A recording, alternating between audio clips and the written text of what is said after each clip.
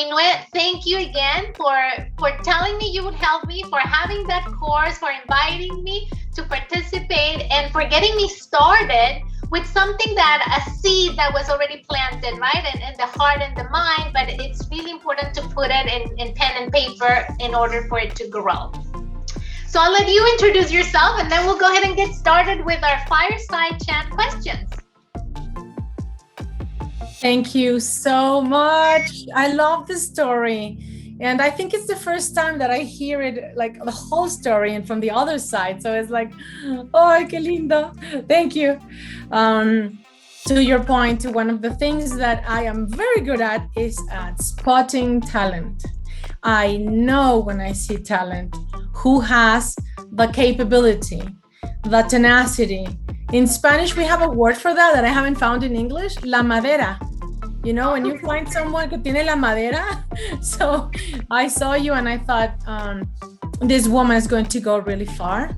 And that day in HISP, I remember we were talking about this, but you were already moving some strings and doing some things. And so you were already showing what Elevink was.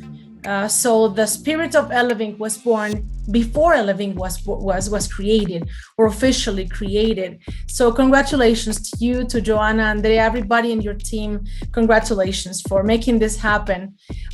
This is a great message that you're sending to everybody, because if you have an idea, you don't know where that idea can take you, and what dream, you know, it's not a dream, it's something that could be a plan, and then it can become your future. So thank you so much. It's an honor to be here.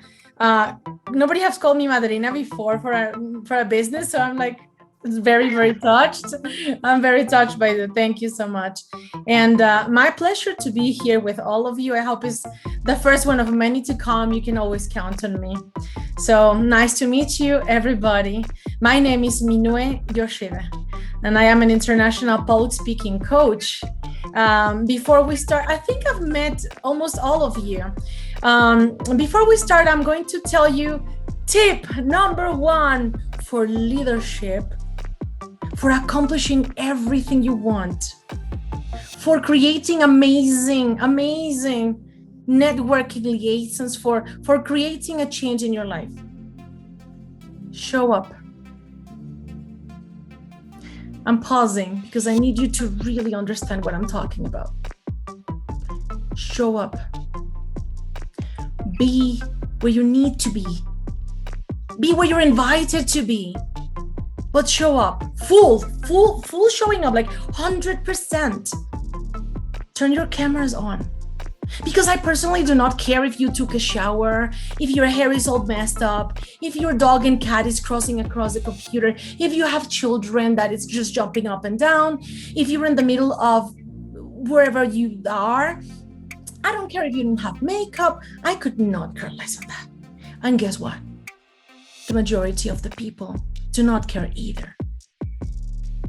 But looking at you, connecting with your smile, it's much more important. I don't care if you're in the car. I don't care if you're in the supermarket. Turn your cameras on. Not for me, for you. So today, if anything, if you forget about anything, always remember, be there in the here and the now, in the most present way that you can. This is going to be a fireside chat. Thank you, Lori. Thank you, Anna. Thank you, Carolina, for being here. Thank you, Humberto. Thank you so much. Not for me. This is for you. And thank you, Catherine. Yes, because you're beautiful. You know, as a public speaking coach, people ask me, so what do you do? Do you empower me? No, I can't empower you. Nobody can empower anybody. I can remind you of your power, but you're already powerful. You're already beautiful. You're already fantastic. You're already brave. You're already all that. Yes, my job is to remind you. I'm reminding you right now. So show up. And this is a fireside chat. However, let's make it an interactive session. How about that? So if you have any questions, turn the microphones on and ask the questions. I love to be interrupted. I love it. I love it when in the middle of the sentence someone says like, Minue, but I have this question. Ask, go for it. Because guess what? All we have is this screen. if you were right now in the audience and you will be raising your hand, I would just stop what I'm saying and say like, you, what do you have to say? I love it. Doesn't need to be relevant. Don't even think of, this is a stupid question. No, just be you. And guess what? We have a chat. I love Zoom for that. Ask questions in the chat. And guess what? We have reactions over here where you can feel like the clapping, the little hands. You can raise your hand over here. So go for it. The fireside chat is more interesting when Claudia and I are talking about things that you want to know, not that we want to tell you. So it's a pleasure to meet you. I am the co-founder of Yoshida Academy. And it was like Claudia, a dream that one time I had. I said, I want to have an academy one day.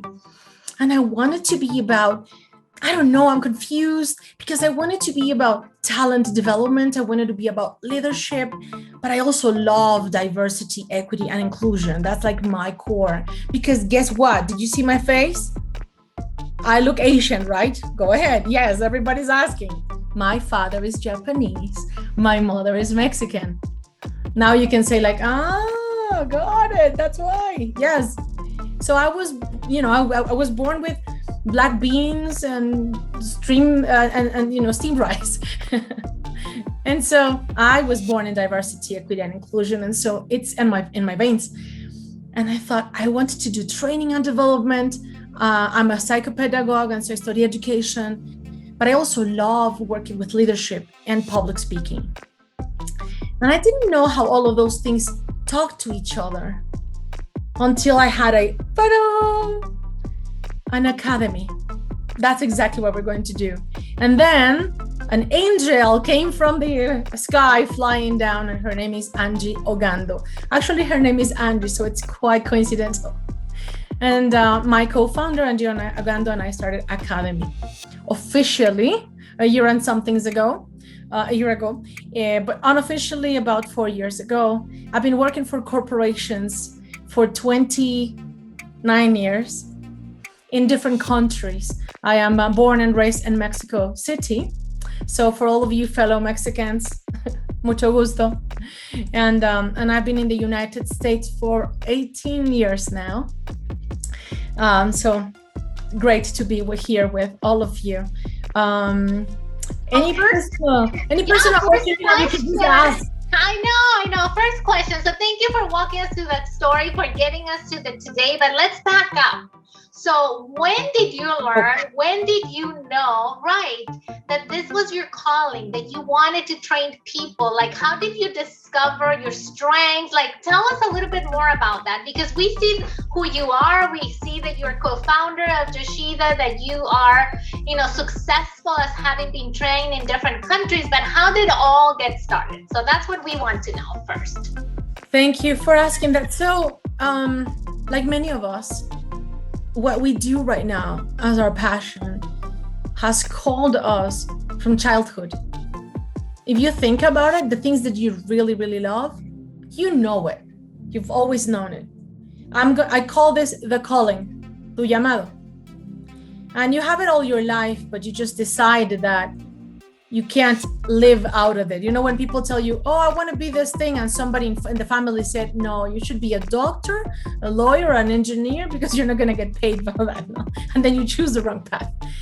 Many people do that. I actually didn't even know what I wanted to be or to become this, right? I knew what I felt.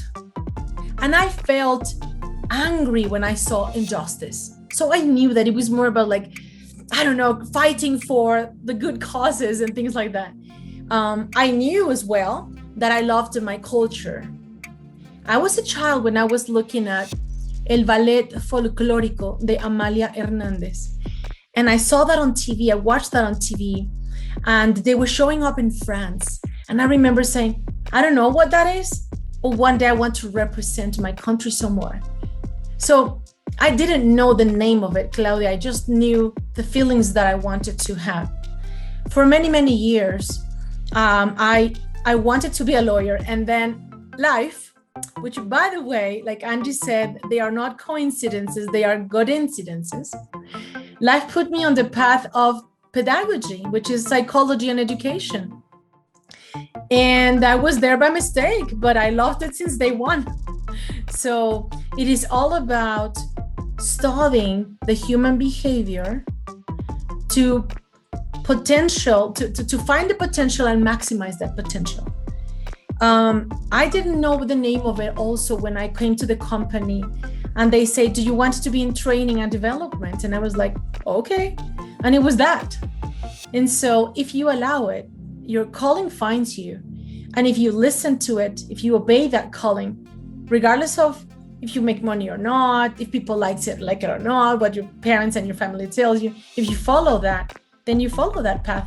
And I did follow the path of education, training, all that. So I joined organizations, and I was always on between like human resources and marketing. And then I studied marketing, and then I worked on sales, and then I worked on customer service, and I moved from industry to industry. My last industry was financial. Before that, I was in Ogilvy and May. There was advertising. And before that, I was in telecommunications, in MCI and AOL. I know, AOL, you're dating me now. So no, we're not going to talk about that, but we do have a question here as you're talking about this. So as you were finding your path, did you find people that did not believe in you? And how did you approach that situation? Thank you for the question. I told you that I love interruptions. Of course I had people didn't believe in me. For even my bosses, like, oh, don't aim that high. Of course I have people saying that. When I came to the United States, I mean, I'm not saying that my English is fantastic. Of course not. I invent a lot of words and have this accent. But I had people telling me, oh, yeah, but you have issues with English, so you won't be able to make it. Of course. I have people telling me, oh, you should have studied something else that would bring you more money. I have many people, and they come in all shape and forms. Your boss, the neighbor, a family member, you have them all the time. And let me share with you what happened. I learned a long time ago, thanks to some uncles and aunts and some things that I read, that sometimes when people are telling you what you can't or criticizing you, you have to allow them to become your teachers. Because the universe is sending them to you as teachers. When somebody's telling you and criticizing, you can't do this, you're ugly, you're not able, you're not capable, they're teaching you, they're testing you. And all you need to do is first be thankful. I call them my tyrants. If anybody's interested in what I read in those days, I'll share that with you, but that's another path. I can speak 2 hours on that. And I decided to allow that to happen, listen, and say, what is the real challenge? Where do I need to improve? Would you believe if I tell you that if you right now run a psychology test, I would show up introvert and shy? You might not, because I'm a public speaking coach, but the reality is that I am. And I realized, wait a minute, I just need a little bit of bravery, right? Not fearless, that doesn't exist. A little bit of bravery, a little bit of fear, but then a little bit of courage, and then just doing things. And guess what? Public speaking is a skill set. I know I'm going a little bit fast with public speaking, Claudia, but please jump in, because why don't you start with the question of why is public speaking important? Because I think that's exactly where the conversation is taking us. So let's go there, because that's the topic of today. Yes, and before I move that, let me just finish. I'm going to finish responding the question with something important. There is this book from Don Miguel Ruiz that it's called The 4 Agreements. I read it when I was on my 20s and I kind of understood it, but I read it again on my 30s, and it would say, one of the principles is not to take things personal. And I didn't understand that, because I thought, what do you mean I'm not going to take things personal? I'm the one that they're criticizing. And I didn't understand. No. If this person that is being your tyrant, your harshest critic, is the same way with everybody, then it's not personal, it's just you. right? So you know what I mean? It's not you, sorry, it's that person. So they're not criticizing your soul, they're not criticizing your spirit. They're just teaching you, allow them to be your teachers, teaching you to learn something that they saw from the outside. And to finish this, I learned something important, other than not taking it personal and allowing them to be my teachers. I learned to ask questions. Minue, who do you think you are to be training people with basketballs? This is not a circus. Why do you say that? Ask questions, at least 3. What makes you think that I will not achieve my objective of training with basketballs? What makes you believe that? And when you explore that criticism, you realize beautiful things. First, that they were wrong. Second, that every time somebody is being mean to you, bullying you, criticizing you, has nothing to do with you. It has everything to do with their own insecurities. Don't be offended. Don't be offended. Just let it go. Yeah, let it slip. Claudia, you were asking me about public speaking. And it's a huge topic. Do you want me to go ahead and give some tips on the public speaking or something in particular? Guide me. Yes, well, let's talk about 2 things. So obviously we all understand the importance of public speaking, but what are some of the most common mistakes that you've seen on people that could be either easily overcome, or, you know, if there's an awareness that could be rectified on the spot? And then if we can talk about those 5 immediate actions that people could take starting today to make a difference on their projection of public speaking. Yes. So I am not going to bore you with any long list of things. We're going to be super practical. So I'm going to divide this in 2, Claudia, because public speaking right now is not microphone 500 people. Right now we're on camera. So I'm going to quickly divide this. I'm going to go very fast with audience people, and then I'm going to go back to camera. When you are about to start any presentation in person, and you're about to grab the microphone and you're about to do anything else, you've got to remember that it's not ums and ahs. I love Toastmasters, but this is not about that. It is about a deep understanding of why somebody asked you to speak in front of others. There's a reason why you were called to be there, and that's going to be your anchor. And the reason is because either you knew something that they didn't know, so hang on to that, that's your anchor, or they want to hear from your experience that they didn't have, that's your anchor. So stop this crazy mind. Sometimes it's like, oh, qué miedo, what if I do, what if I? All right, second thing, and this applies to both camera and in person. Stop fighting the fear. Stop fighting. I don't want to be afraid. I don't want to be nervous. Stop fighting it. Because the reality is you will be nervous and you will be afraid. And fear, it's also good. Embrace it. What I do when I'm about to speak in front of 5,000 people, I grab the microphone. My stomach is like, oh, qué nervios, right? So I exchange the word qué miedo, qué nervios, I'm afraid, for how exciting. There's a long explanation for this, and the source is on neuro-linguistic programming. If anyone is interested, I'll share with you much more. It has a deeper meaning. Right now, just trust me. Your body does not differentiate between excitement and fear in that way when you're speaking in public. So change it. You're excited. You're excited. Third one. Who cares how you're dressed and if your hair this and that? And your people are so afraid they're gonna judge me. So here's the thing. Ready? Yes, they will judge you. So because I'm judging you, you're judging me, we're all judging each other. It's like I can conjugate that verb. Who cares? They will judge you. Yeah, so what's important is not about you, it's about them. It's about your audience. How do you help them get it? I'm going to repeat this. Focus on how can I help them get this? Whatever it takes, whatever I need to do, focus on that, on the message. And then I'll finalize with be the authentic you. And I'm pretty sure you've heard that before, so I'm going to just speak practically. Do you like making jokes? Then be funny on stage.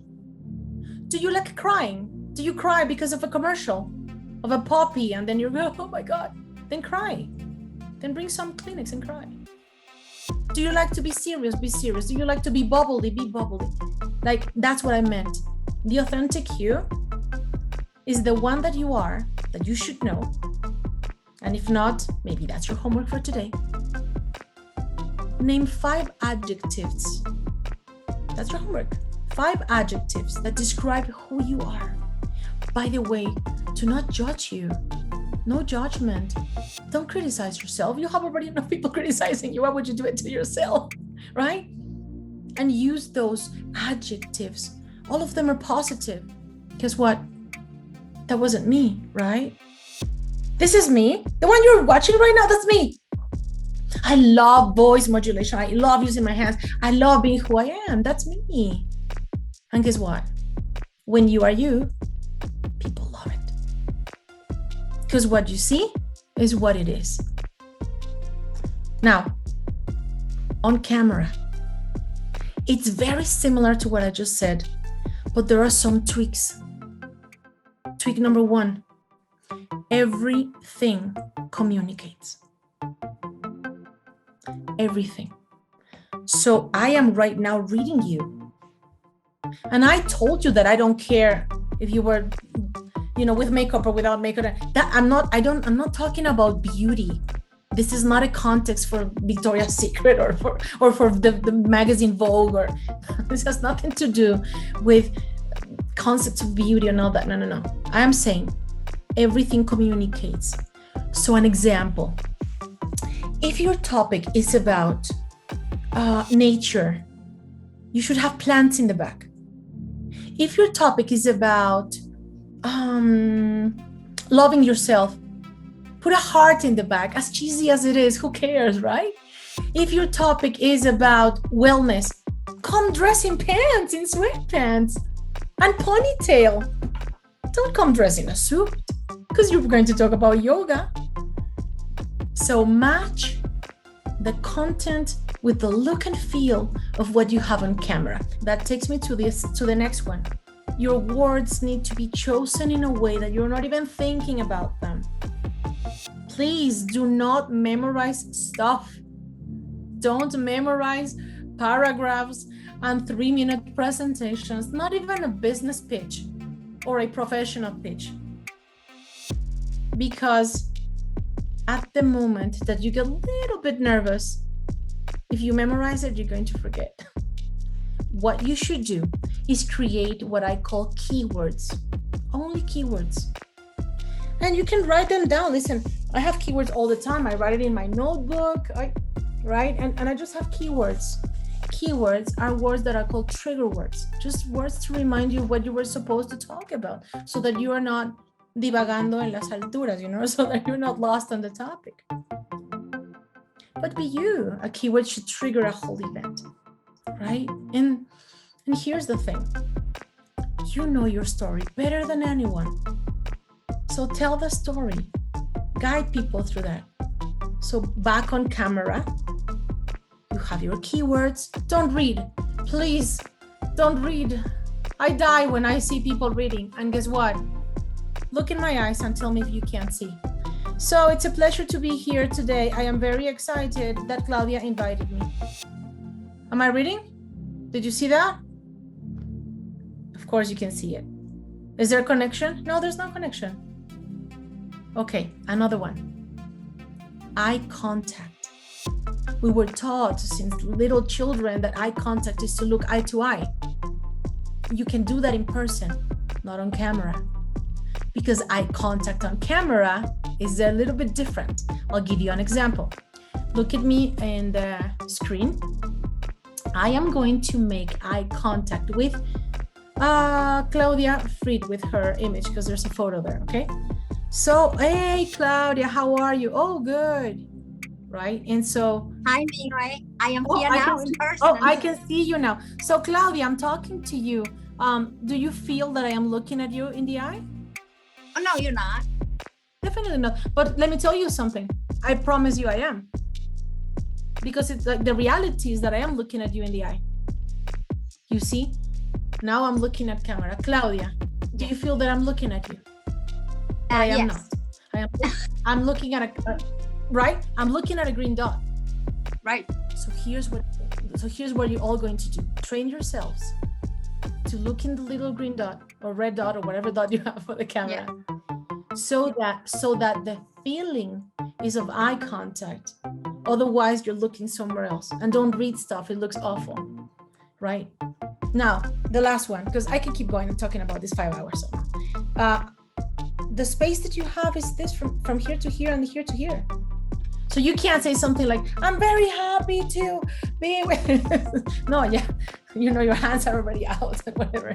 So you have the space. Use it. If you do not use your hands, check it out. Hi, I'm very happy to be here today. And I'm going to speak like this for 1 hour. And I'm going to look like a Muppet. Right? Because it's just your head.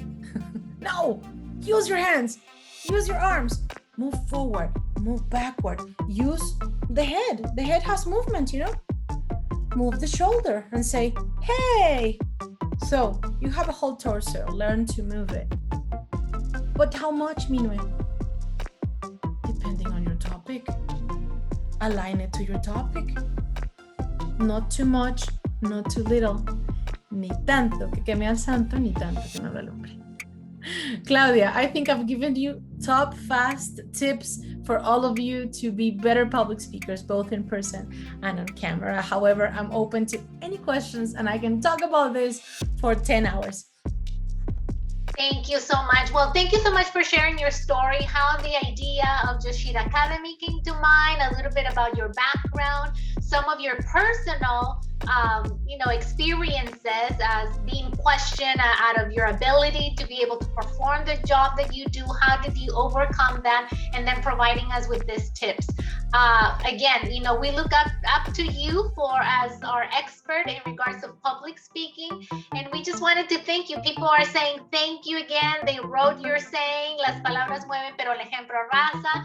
So thank you so much for being here with us. And we will be in contact. Where can people find you? Tell us a little bit more about your social media, or if somebody wants to contact you, where should they contact you? Well, I'm going to make it very easy. My name is Minue Yoshida. So when I was a child, I want to be called Maria Guadalupe or something like that because I grew up in Mexico. But now I'm very happy that my parents actually named me Minue Yoshida because you can find me everywhere. So follow me on LinkedIn. Please follow my social media account on Yoshida Academy. We are in Instagram, Facebook, and LinkedIn. You can go to yoshidaacademy.com, which is our website. Be connected via social media. It is my pleasure to be here with you all. Thank you for allowing me this space and this time, and thank you for being present. I am here with you. Muchísimas gracias.